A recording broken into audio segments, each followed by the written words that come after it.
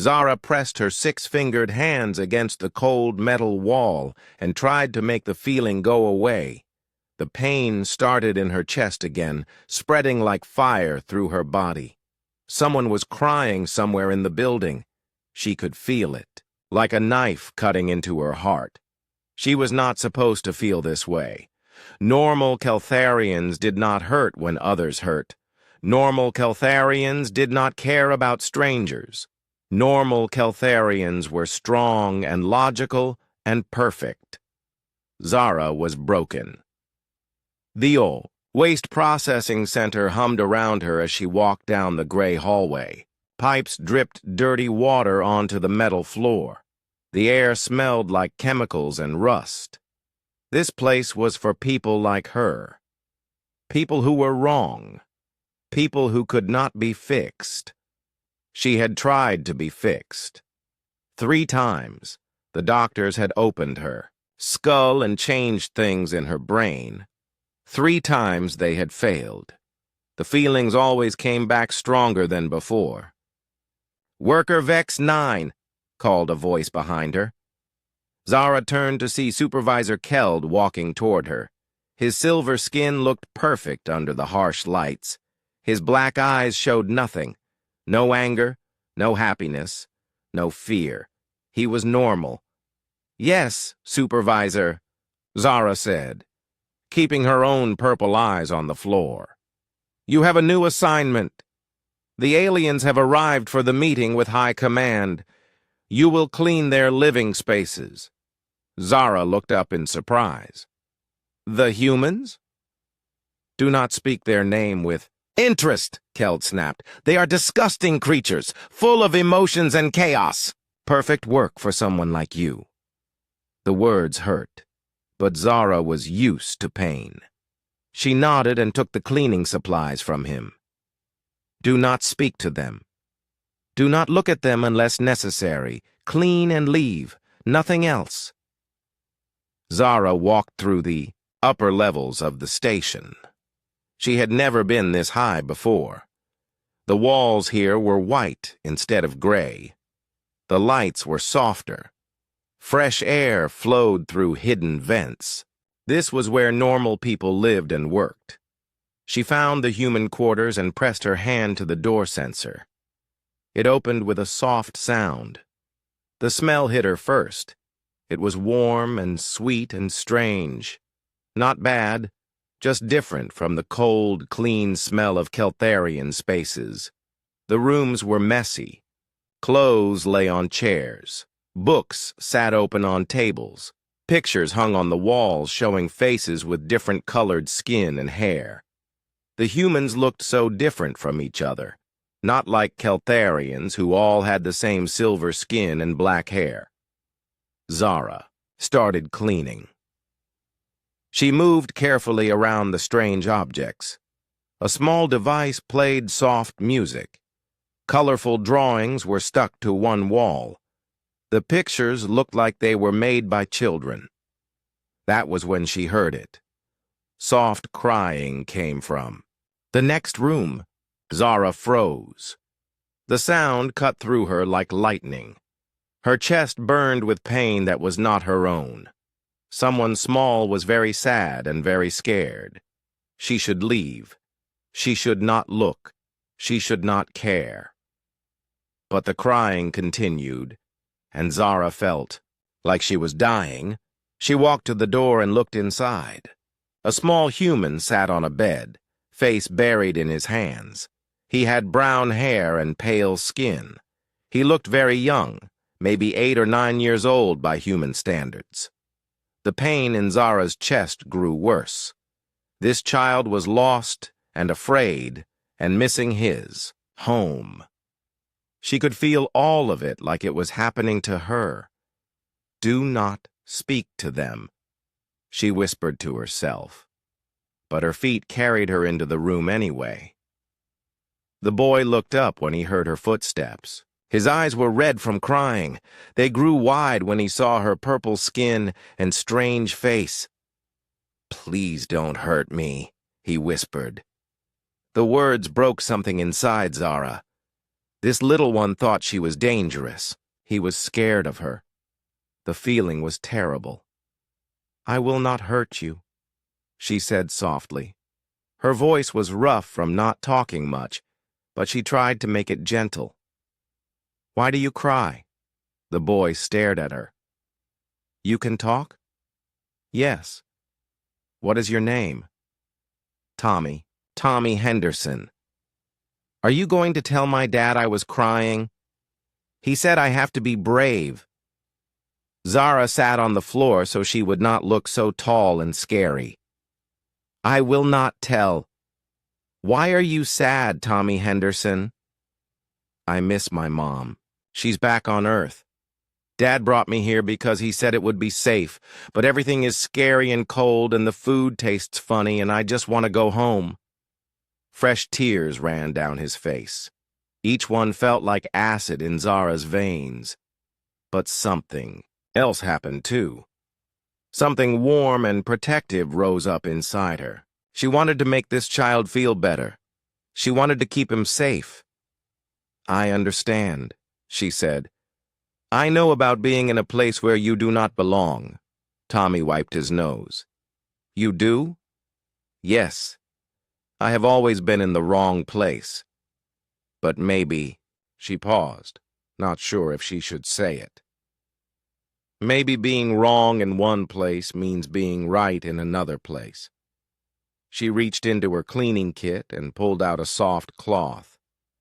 Very gently, she wiped the tears from Tommy's face. Her touch was careful and warm. "Better?" she asked. Tommy nodded. For the first time since arriving, he smiled a little. "Will you come back?" he asked. Zara felt something break open in her chest. Not pain this time, but something else. Something that felt like sunlight. "Yes," she promised. "I will come back." As she finished cleaning the human quarters, Zara felt different. The pain was still there when she sensed sadness or fear. But now there was something else too. Purpose. For the first time in her life, her broken feelings had helped someone instead of just hurting her. She did not know that Commander Kyle Henderson had been watching from the doorway. She did not know that Dr. Lisa Morgan had recorded everything on her scanner. She did not know that her simple act of kindness would change the fate of 2 worlds. All she knew was that a child had needed comfort, and she had been able to give it. Maybe being broken was not always a bad thing.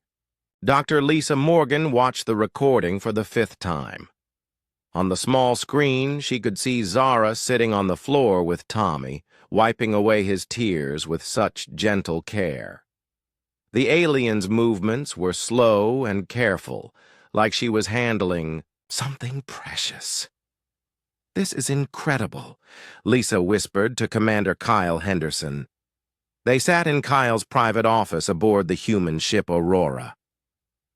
"Look at her behavior patterns. She's showing maternal instincts that we've never seen in Keltharians." Kyle leaned forward, watching his son interact with the purple-skinned alien. "Tommy hasn't stopped talking about her. He calls her his purple friend. Yesterday he asked if she could come have dinner with us. The Keltharians have bred empathy out of their species over thousands of years," Lisa said, pausing the video. "But this one, she's different. She feels what others feel. It should be impossible." On the screen, Zara was teaching Tommy how to fold paper into shapes. The boy was laughing, his earlier tears forgotten. "Is she dangerous?" Kyle asked. He was a father first, commander second. "I don't think so. If anything, she seems more focused on protecting children than anything else. But Kyle, we need to be careful. If the Keltharians find out about these visits—" A soft knock interrupted. Them. The door opened and Captain Ben Foster walked in. Kyle's brother-in-law looked worried. "We have a problem," Ben said. High Arbiter Keth Prime wants to meet with our child specialists. He's asking questions about why we brought children on a diplomatic mission. Kyle stood up quickly. What kind of questions? He seems disturbed by the whole concept. Apparently, Keltharians remove their young from family units very early. They don't understand why we keep children close to us. Lisa felt a chill run down her spine. This could be trouble for Zara. If they think she's been influenced by our primitive behavior. Meanwhile, 3 levels down in the Keltharian section of the station, Zara was in trouble. She stood in a small white room facing High Arbiter Keth Prime. He was tall and thin, with silver skin that seemed to glow under the harsh lights. His black eyes looked at her like she was something dirty. "Worker Vex 9, he said in a voice like cold metal.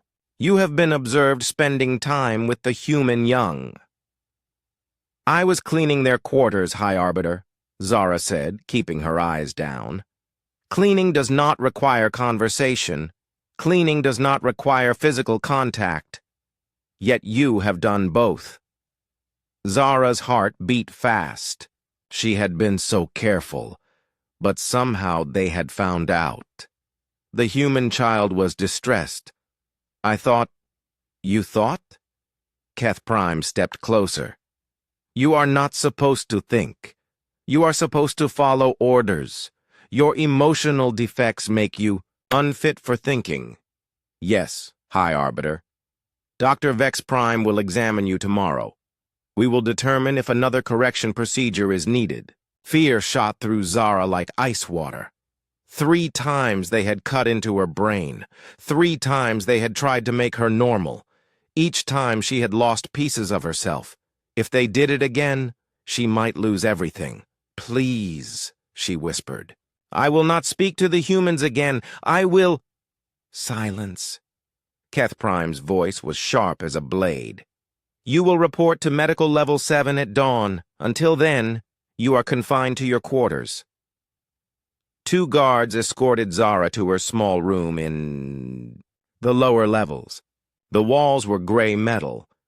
The bed was a hard platform. There was no window, no color, no warmth. This was where broken people lived.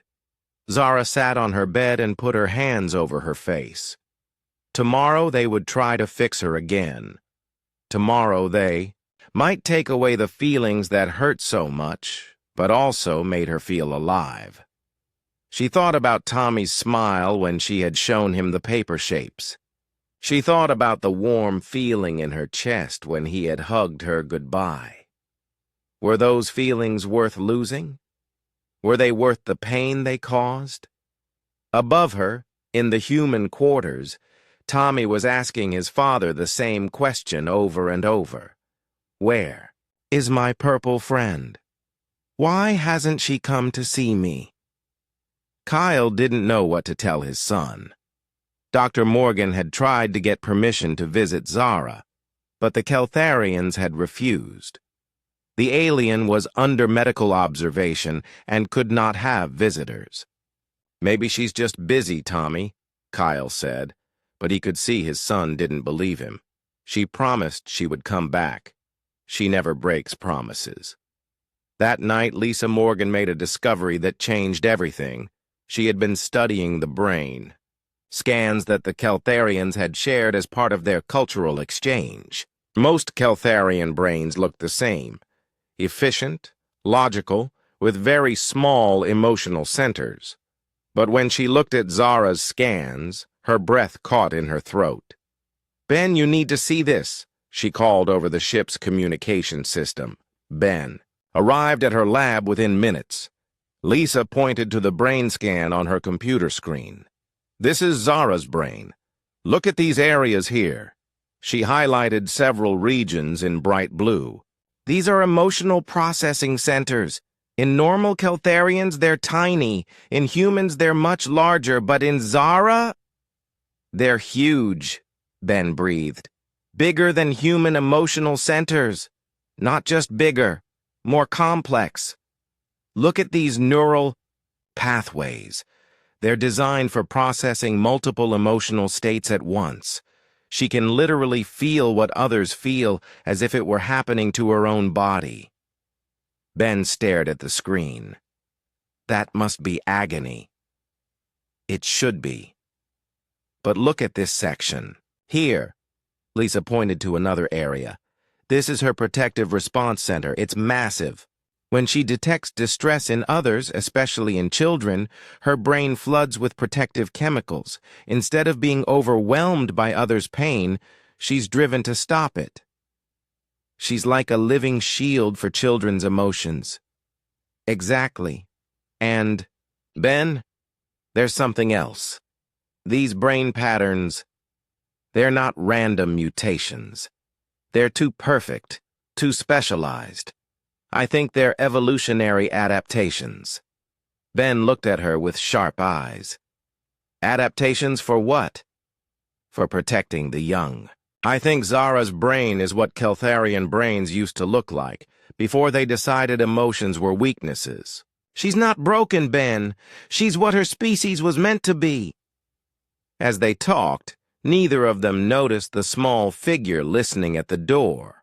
Jade Wong, the 12-year-old daughter of one of the human scientists, had heard everything. She was smart for her age, and she understood what this meant. If the Keltharians tried to fix Zara's brain, they wouldn't be curing a defect. They would be destroying something precious and rare, something that might never exist again. Jade made a decision that would change the course of the next day's events. She opened her communicator and began typing a message to every child on the human ship. Emergency meeting in Storage Bay 7, she wrote. We need to save our purple friend. Down in her cell, Zara lay awake staring at the ceiling. In a few hours they would come for her. In a few hours they might take away everything that made her who she was. She closed her eyes and remembered Tommy's laughter. She remembered the warm feeling of helping someone who needed her. If those memories were all she had left after tomorrow, at least they were good ones. She did not know that above her, a group of human children were planning something that would turn the diplomatic mission upside down. Dawn came too quickly for Zara. The guards arrived at her door just as the station's lights began their daily cycle. She had not slept. Every time she closed her eyes, she saw flashes of what might happen. The cold medical table, the machines that would cut into her brain, the darkness that might follow. Time to go, Worker Vex 9, the first guard said. His voice was flat and emotionless, like all normal Keltharians. Zara stood up slowly. Her legs felt weak. May I have a moment to prepare? No. Dr. Vex Prime is waiting.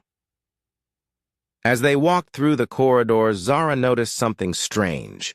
Usually the station was quiet in the early morning, but today she could hear voices coming from the upper levels.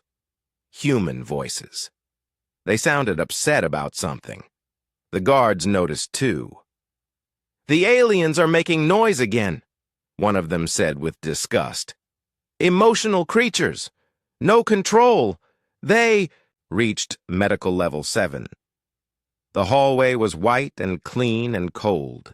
Dr. Vex Prime waited by the door to surgery room 3. She was tall and thin like all Keltharian doctors, with silver skin and black eyes that showed no feeling. Subject Vex 9, the doctor said, looking at Zara like she was a broken machine. Today we will try a new procedure. We will remove larger sections of your emotional processing centers. This should finally cure your defect.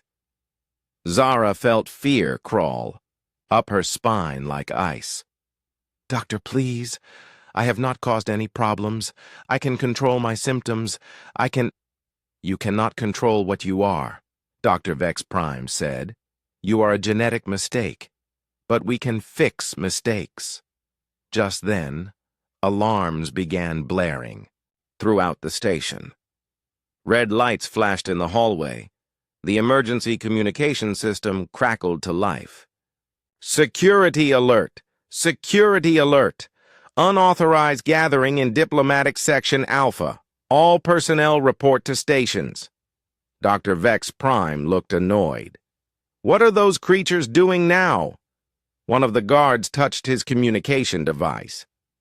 After that, listening for a moment, his silver face showed the closest thing to surprise that Keltharians ever displayed. Doctor, the human children have locked themselves in the main meeting room. They are refusing to leave until they speak to High Arbiter. Keth Prime about Worker Vex 9. Zara's heart stopped beating for a moment. The human children were trying to help her? But that was impossible. It was dangerous. They could get in terrible trouble. Children? Dr. Vex Prime's voice was sharp with confusion. What do children have to do with anything? I do not know, Doctor.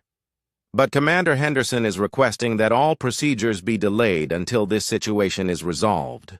Dr. Vex Prime's black eyes narrowed. Absolutely not. We will not delay medical treatment because of alien emotional outbursts. Proceed with the surgery. But before anyone could move, another voice cut through the air.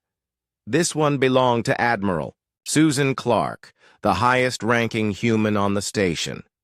Dr. Vex Prime, this is Admiral Clark. I need to speak with you immediately. We have a situation that affects both our species.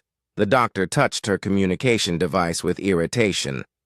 Admiral, I am in the middle of a medical procedure. Whatever your concerns are, they can wait. I'm afraid they can't. We've just received urgent communications from Keltharian colonies in the Outer Rim. The Vorthak have returned. The words hit the hallway like a bomb blast. Even the guard stepped backward. Zara had heard whispers about the Vorthak in the Waste Processing Center. They were monsters from old stories, creatures that ate minds and turned children into weapons. Dr. Vex Prime's perfect composure cracked for just a moment. That is impossible. The Vorthak have been dormant for 1,000 years. 3 colonies have already gone dark. The pattern matches historical records perfectly. They target the young first, then use them to corrupt entire populations. And Doctor, our preliminary analysis suggests that normal Keltharian mental defenses are not effective against them. Silence filled the hallway. Zara could feel the fear radiating from everyone around her, even the emotionally suppressed Keltharians. What does this have to do with my patient? Dr. Vex Prime asked, but her voice was less certain now. That's what we need to discuss. Immediately. 20 minutes later, Zara found herself in the strangest situation of her life. She sat in the main conference room, surrounded by the most important people from both species.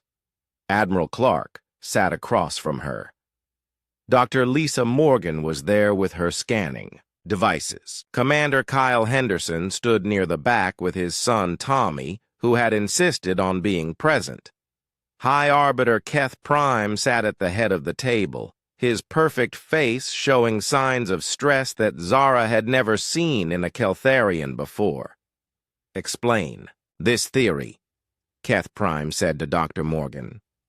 Lisa activated a holographic display. Images of brain scans filled the air above the table. These are neural patterns of Vorthak infection from the historical records. The parasites target specific brain regions, the areas that process fear, love, and protective instincts in children. She switched to a new image. This is why they attack children first. Young minds have stronger emotional centers, which makes them easier to infect. But it also means the corruption spreads faster to anyone who tries to protect them. Keth Prime leaned forward. And you believe this relates to Worker Vex 9 how? Because her brain is different. Lisa brought up Zara's brain scan. Look at these regions. Her emotional processing centers are not just larger than normal Keltharian patterns. They're specifically adapted for detecting and responding to distress in children. Admiral Clark spoke up. Our xenobiologists have been studying the historical data. The original Keltharian populations that survived the first Vorthak invasion had brain patterns very similar to Zara's. They called them Guardian variants. That is impossible, Dr. Vex Prime said from her seat near the door. Those historical records describe genetic defects, mental illnesses. No, Dr. Morgan said quietly. They describe evolution. Your species developed guardians like Zara to protect your children from the Vorthak. But after the threat passed, you decided emotions were weaknesses and bred them out of your population. Tommy Henderson suddenly spoke up from the back of the room. She knew I was sad before I even told her. She could feel it inside herself. That's not broken. That's like having superpowers. High Arbiter Keth Prime looked at the small human boy with something close to confusion. Child, you do not understand the complexities. I understand that she made me feel safe, Tommy said, his voice clear and strong. And I understand that you want to hurt her for being kind. Jade Wong, who had organized the children's protest, stepped forward. We've all seen how she acts around kids. She doesn't just care about us. She feels what we feel. If these Vorthak things target children, then she's exactly what you need to fight them. Keth Prime turned to Admiral Clark. What exactly are you proposing? A partnership. Let us study Zara's abilities. Help us understand how Guardian variants work. In exchange, we'll share our defensive technologies and coordinate our response to the Vorthak threat. And if I refuse? Admiral Clark's voice became very serious. Then both our species face extinction. The Vorthak don't just destroy civilizations, High Arbiter. They consume them. They turn parents against children and children against everything good in the universe. You've bred away your natural defenses against them. We haven't. Dr. Vex Prime stood up abruptly. This is ridiculous. Worker Vex 9 is mentally defective. She cannot be the solution to anything. But Zara surprised everyone by speaking for the first time since entering the room. I choose to help, she said quietly. If my broken feelings can protect children, then maybe they are not broken at all.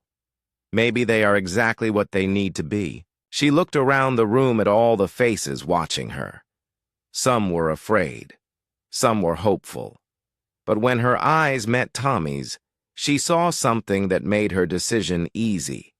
She saw trust. I will go with the humans, Zara said. I will try to protect their children, and maybe I will finally find where I belong. High Arbiter Keth Prime was quiet for a long moment. Finally, he spoke. Very well, but understand this, Worker Vex 9. If you leave with them, you can never return. You will be dead to Keltharian society. Zara felt a sharp pain in her chest. She thought of her sister Mira, who would never understand this choice.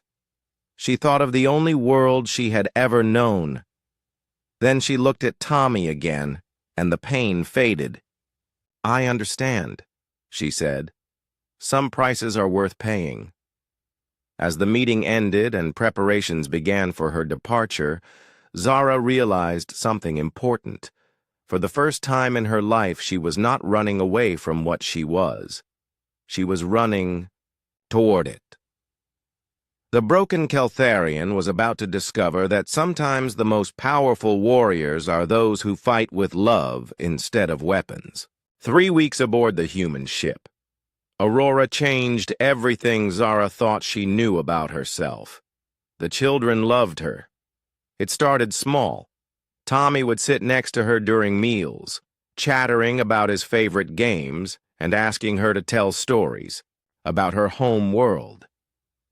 Then Jade Wong began bringing her homework problems, somehow convinced that Zara's different brain made her better at solving puzzles. Soon, other children began approaching her. They seemed to sense something in her that even the adults missed. When 6-year-old Noah Patterson had nightmares, he would walk to Zara's quarters in the middle of the night and curl up next to her bed. When Maria Santos felt homesick, she would find Zara and just sit quietly beside her until the sadness passed. Dr. Morgan called it instinctive trust response. The children called it Zara being Zara, but Zara knew the truth. These human children accepted her because they were still young enough to understand that being different was not the same as being wrong. Contact incoming. Captain Ben Foster announced over the ship's communication system. Vorthak vessels detected at the edge of the system. All hands to stations. Zara was in the ship's recreation area, teaching a group of children how to weave patterns with colored string. The ancient Keltharian art helped calm her mind when the emotions around her became too strong. At Captain Foster's words, fear flooded through the ship like cold water. Zara gasped and grabbed the edge of the table as the feelings hit her. 23 children were aboard Aurora, 23 sources of sudden terror that crashed into her mind all at once. Zara? Tommy's voice seemed to come from very far away. Are you okay? She looked up to see all the children staring at her with wide eyes. They could sense her distress, just like she could sense theirs. But instead of running away, they moved closer. I am fine, she whispered, though her hands were shaking.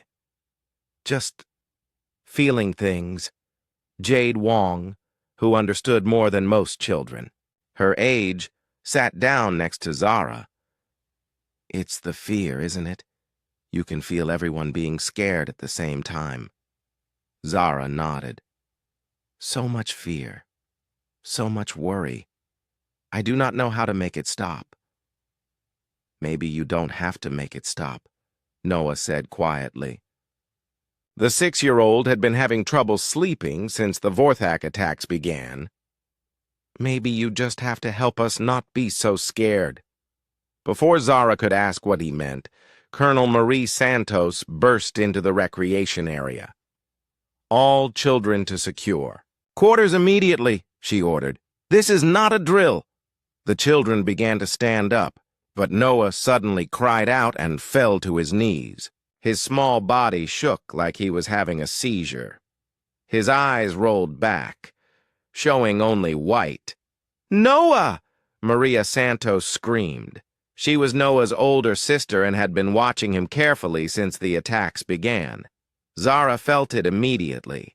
Something cold and alien was touching Noah's mind. Something that felt like hunger and darkness and endless, terrible patience. Vorthak, she breathed.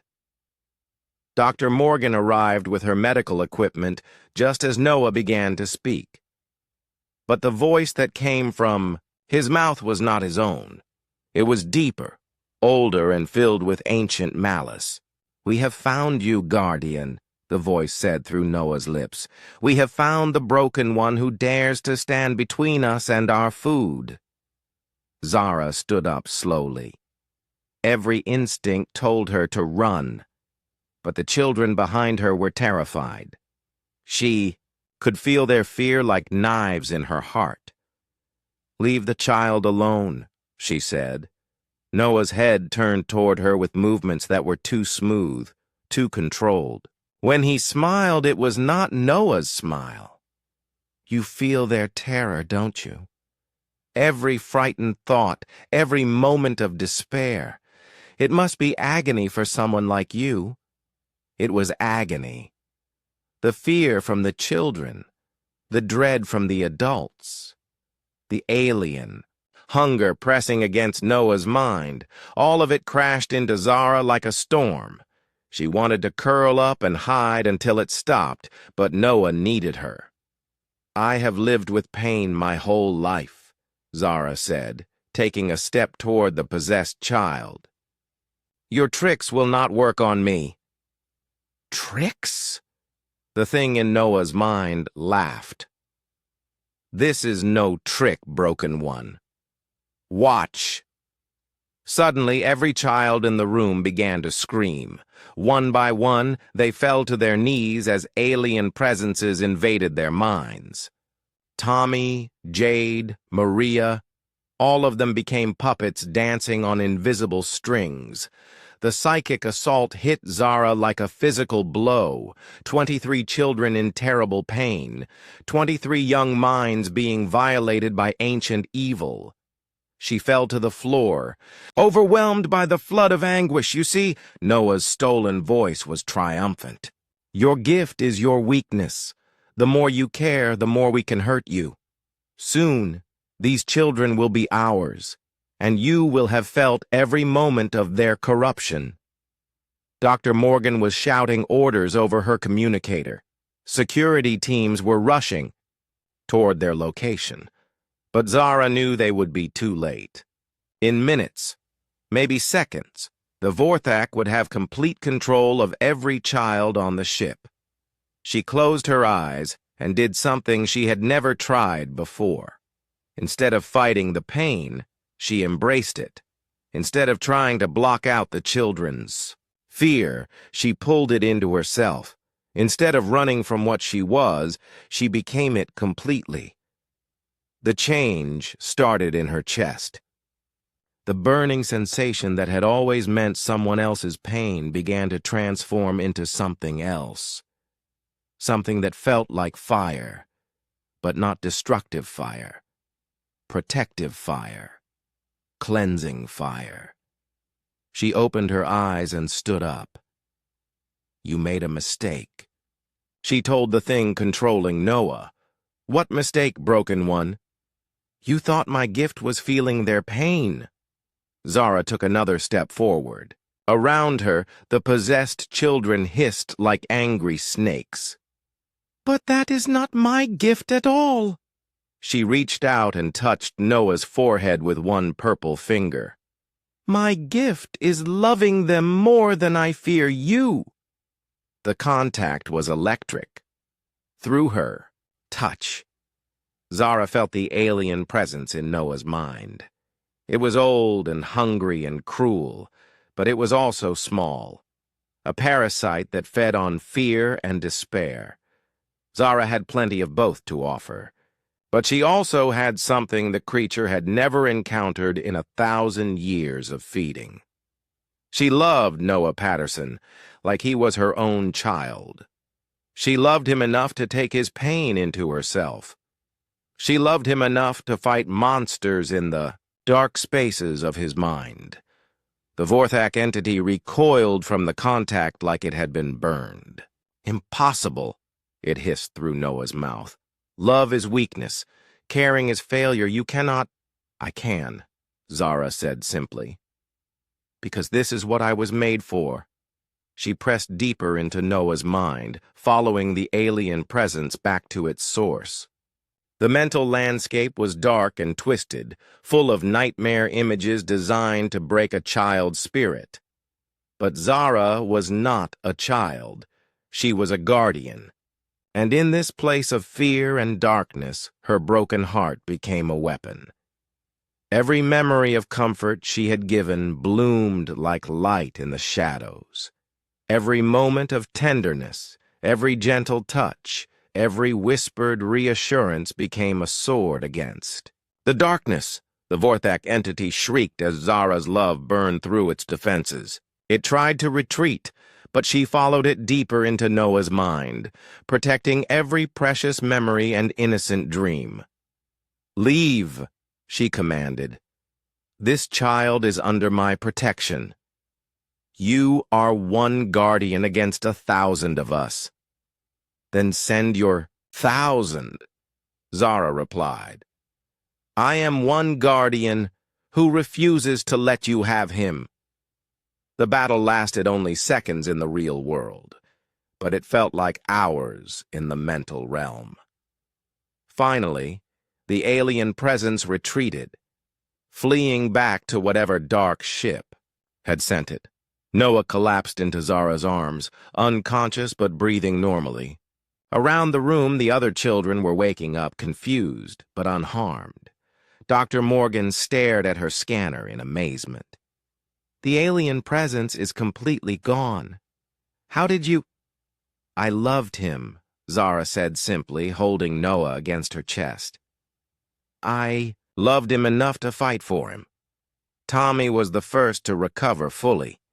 He walked over to Zara with tears in his eyes. "That was the most brave thing I ever saw," he said. "You saved us?"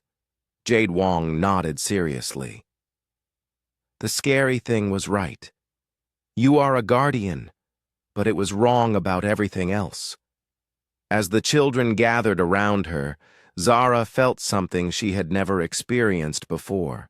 Not just acceptance, but belonging.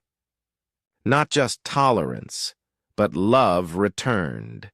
She had been broken in a world that valued perfection, but in a galaxy that needed protectors, she was exactly what she was supposed to be.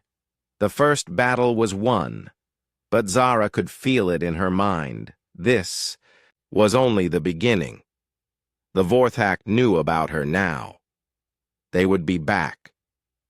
She looked down at Noah, still sleeping peacefully in her arms, and made a silent promise. They could send their 1,000. She would be waiting. The final battle for Earth began at dawn. Zara stood on the bridge of the Aurora, watching the blue and green planet grow larger through the viewports. Somewhere down there, millions of human children were going about their normal lives. They were playing games, learning in schools, laughing with friends. They had no idea that an ancient evil was coming for them. "Vorthak fleet incoming," Captain Jake Miller announced. He was the new commander of the Joint Human-Keltharian Defense Force. 200 ships, larger than anything in the historical records. Zara felt the fear ripple through the bridge crew. It crashed into her mind like cold waves, but she had learned to use that fear instead of being crushed by it. The terror of the adults around her reminded her why she was here. "Guardian preparations complete," Dr. Morgan reported from her station. Over the past months, they had found 12 humans and 3 Keltharians with brain patterns similar to Zara's. They had been trained to use their empathic abilities to protect children from Vorthak infection. It had cost them dearly.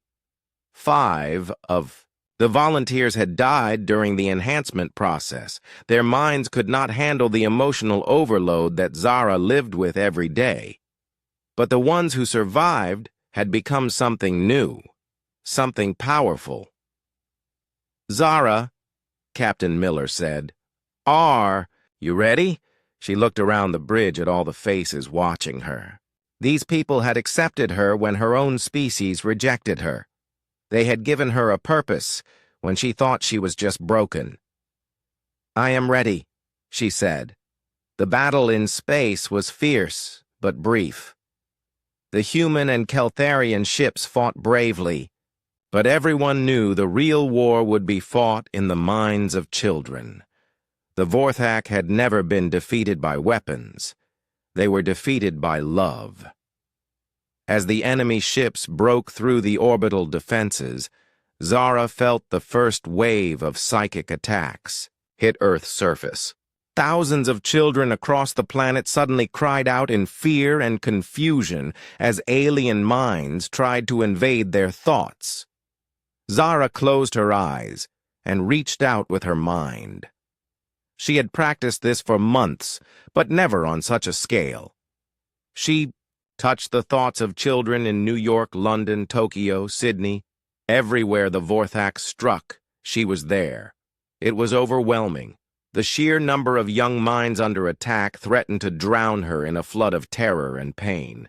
But she remembered Noah Patterson's words from months ago. Maybe you don't have to make it stop. Maybe you just have to help us not be so scared. Instead of trying to block the fear, Zara absorbed it.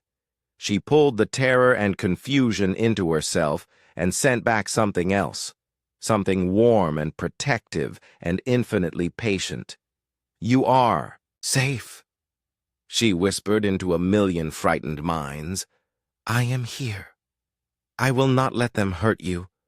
The Vorthak had never encountered anything like it. For 1,000 years they had fed on fear and despair. They turned children against their parents and parents against hope itself. But now, every time they reached out to corrupt a young mind, they found Zara waiting. You cannot protect them all. The voice of Elder Vorthak Prime spoke directly into her consciousness. It was ancient and terrible and filled with the hunger of eons. You are one broken creature against our entire species. I am not alone, Zara replied. Around the globe, the other enhanced guardians joined their minds to hers. Dr. Alex Rivera in Brazil, connecting with street children in the favelas. Commander Lisa Park in South Korea, protecting students in a school under attack. Dr. James Wilson in Canada, shielding a group of children in a refugee camp. Each guardian added their strength to Zara's network. Together, they created something the Vorthak had never faced, a web of protection that spanned the entire planet. But the effort was killing them. Zara could feel the other guardians beginning to fade. The human minds were not built for this kind of sustained psychic combat.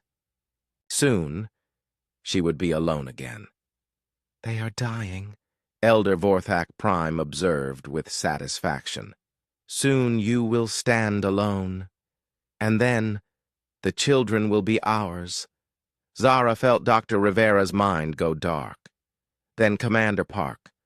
One by one, the other guardians fell silent, overwhelmed by the psychic assault. She was alone now, trying to protect millions of children by herself. The weight of their terror and the alien hunger pressing against her mind was more than any being should be able to bear. That was when she heard it. A small voice, speaking in her mind with perfect clarity. We're here too. It was Luna Chen, a 10-year-old girl from San Francisco. Her young mind blazed with determination and a love so pure it made Zara's hearts skip. You don't have to do this by yourself, Luna continued. We can help. Suddenly, Zara realized something incredible. The children were not just victims in this battle. They were participants. Their young minds, while vulnerable to Vorthak corruption, were also naturally resistant to it in ways that adult minds were not. Tell them what to do, Luna said. We trust you. Zara reached out across the planet with her mind, speaking to every child who could hear her. Listen to me, she said. The scary things want to make you afraid. But you are not alone. Hold tight to the people you love. Remember the things that make you happy, and most importantly, help each other. What happened next changed the course of the battle. Instead of cowering in fear, children around the world began to link their minds together. They shared memories of birthday parties and favorite toys, of bedtime stories and summer days. They created a network of innocence and joy that the Vorthak could not penetrate. In New York, a group of children in a playground held hands and sang a song about friendship. In London, students in a primary school drew pictures of their families and showed them to each other. In Tokyo, children in a hospital comforted younger patients who were afraid of the strange voices in their heads. Elder Vorthak Prime's mental voice was filled with confusion and growing fear. What is this? How are they resisting us? They are doing what children do best, Zara replied. They are believing in something better than fear. The tide of battle turned in that moment. Fed by the combined love and innocence of millions of children, Zara's power grew beyond anything she had ever imagined. She was no longer just one broken guardian trying to protect the young. She was the voice of every parent who had ever comforted a crying child, every teacher who had ever encouraged a struggling student, every person who had ever chosen love over fear. "This is impossible," Elder Vorthak Prime raged. "Love is weakness. Hope is delusion. We have consumed 1,000 worlds." "Then you have never met Earth's children," Zara said. With the power of 1,000,000 young hearts behind her, Zara reached across space to the Vorthak fleet itself. She touched the mind of Elder Vorthak Prime, and for the first time in its ancient existence, the creature felt something it had never experienced. It felt love, not just human love, but the love of every species the Vorthak had destroyed. The love of parents for children, of friends for each other, of beings who chose connection over isolation. 1,000 worlds worth of love that had been silenced but never truly destroyed. The psychic backlash was devastating. Elder Vorthak Prime screamed across the void as emotions it could not process tore through its consciousness. The other Vorthak, linked to their leader's mind, felt the same overwhelming flood of feelings they had spent millennia trying to avoid. One by one, the alien ships began to retreat. Some fled to the dark spaces between galaxies. Others simply shut down, their crews overwhelmed by the sudden understanding of what they had destroyed. Elder Vorthak Prime managed one final message before its mind collapsed entirely. "What? What have you done to us?" "I showed you what you forgot," Zara replied gently. "That love is not weakness. It is the strongest force in the universe." As the last Vorthak ship disappeared into hyperspace, Zara felt the mental connection with Earth's children begin to fade. One by one, the young minds returned to their normal lives, carrying with them the memory of standing together against the darkness. Luna Chen's voice was the last to fade. "Thank you, Guardian. Will we see you again? Whenever you need me," Zara promised. "I will always be here." Months later, Zara stood in the garden of the new Interspecies Guardian Academy on Earth. Children from a dozen different worlds played together under the warm sun. Human children taught Keltharian youngsters how to laugh. Young Altarians showed their new friends how to sing with their minds.